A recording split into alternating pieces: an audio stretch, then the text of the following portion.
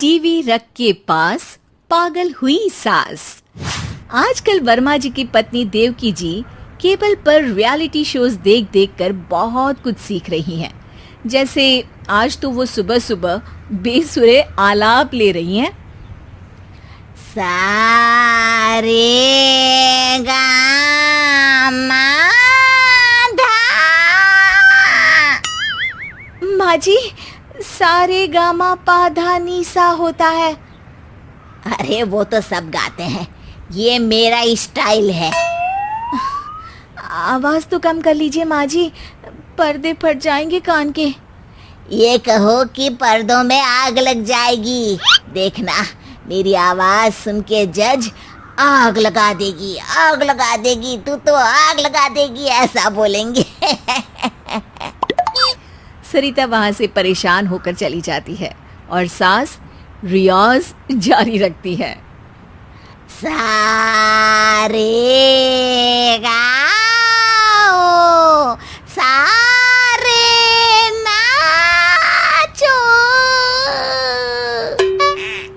तभी बाबूजी दुकान से लौटते हैं। अरे देवकी, क्यों तानसेन बनी हुई है? कान से खून निकालोगी क्या? अरे क्या हुआ, रियाज तो करने दो मुझे। इसको रियाज बोलते हैं?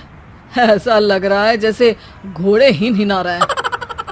घोड़े पे बैठ के ही बम्बई जाऊंगी मैं तो, जब जज साहब कहेंगे कि देवकी तुम मुंबई आ रही हो। जज साहब, वो अदालत वाले? अरे नहीं नहीं, बड़े लोग हैं, आप नहीं जानते हैं। ओ मैं तो छोड़ चली अपना ये देश, बम्बई मुझे प्यारा लगे। गाना गाती हुई देवकी चली जाती है और बाबूजी अपनी सरफिरी पत्नी के इस संगीत प्रेम की चर्चा करने बहू के पास चले जाते हैं। अरे सरिता बेटा, सुनो तो, ये तेरी सास को क्या हुआ है बेटा? सुबह तो अच्छा भला छोड़कर गया था इसे। सिंगर बनेगी अब वो। सिंगिंग रियलिटी शो में जाने की सुबह से तैयारियां चल रही हैं इनकी। हाँ, अब तो कोयल के सुर मेंढक छेड़ेगा। हे भगवान, सद्बुद्धि दो इसे। इधर बाबूजी भगवान को कहते हैं और उधर राधा रानी प्रकट हो जाती है, देवकी की मोहल्ले की सबसे पक्की दोस्त। क्यों री देवकी, काहे इतना गला फाड़ रही है? कोई चीखने चिल्लाने का कंपटीशन है क्या? अरे ये देख, नया सिंगिंग शो, मैं भी गाऊंगी, हिंदुस्तान के दिलों की धड़कन बनूंगी। अरे इतना बेसुरा गा के दिलों की धड़कन नहीं, दिलों का अटैक बन जाएगी। इससे तो अच्छा है कि नाच ही ले। वैसे भी दिन भर मोहल्ले में नाचती तो रहती है तू, कभी इसके घर कभी उसके घर। देवकी को समझ में आ जाता है कि उसका गाना किसी को पसंद नहीं आ रहा। अगले दिन सरिता देखती है कि सास पैरों में घुंघरू बांध के नाच रही है।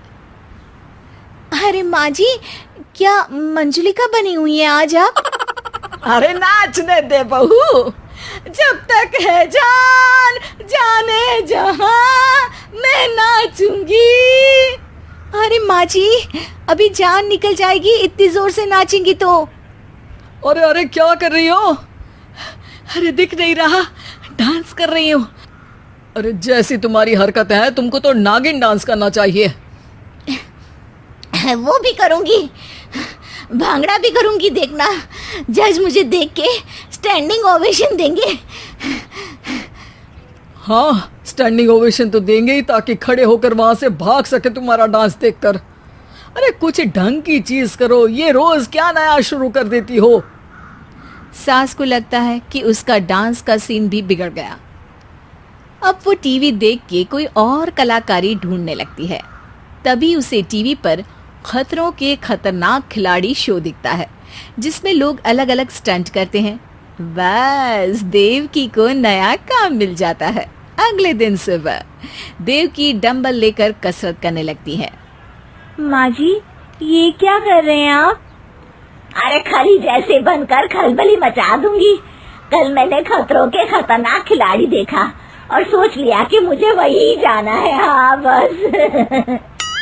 तभी वहाँ बाबूजी भी आ जाते हैं। अरे इतना भारी डंबल, अरे गिर मत जाना कहीं लेकर। अरे चुप करो, तुमसे कुछ नहीं होता इसका मतलब ऐसा नहीं कि मुझसे भी कुछ नहीं होगा। मैं तो खतरों के खतरनाक खिलाड़ी में जाने वाली हूँ। हाँ, मैं तो इस शो में तभी गया था जब तुमसे शादी हुई थी। तुमसे शादी करना भी खतरों के खतरनाक खिलाड़ी में जाने से कम थोड़ी ना। अब चुप भी रहिए। अरे बहू, वो भारी वाला डंबल उठा कर ला तो। अरे ना माँ जी, आप संभाल नहीं पाओगी। अरे मैंने टीवी में देखा था, एक आदमी कार उठा लेता है, इतना तो मैं उठा ही सकती हूँ ना। बहू घबराते हुए भारी वाले डंबल माँ के हाथ में दे देती है। जैसे ही माँ दोनों हाथ ऊपर करती है, पूरे शरीर का बैलेंस बिगड़ जाता है और वो पीछे की तरफ गिर जाती है। डंबल जाकर टीवी में लगता है और टीवी फूट जाती है। माँ जी, उठिए माँ जी। बाबूजी बहुत तेज हंसने लगते हैं। बाबा बाबा, टीवी और बीवी दो टेंशन थे मेरे, आज एक कम हो ही गया। बहू भी सास को उठाते उठाते इस बात पर ताली बजाकर हंसने लगती है और देवकी फिर से गिर जाती है। और इस बार देवकी भी अपनी बेवकूफी पे हंसी रोक नहीं पाती।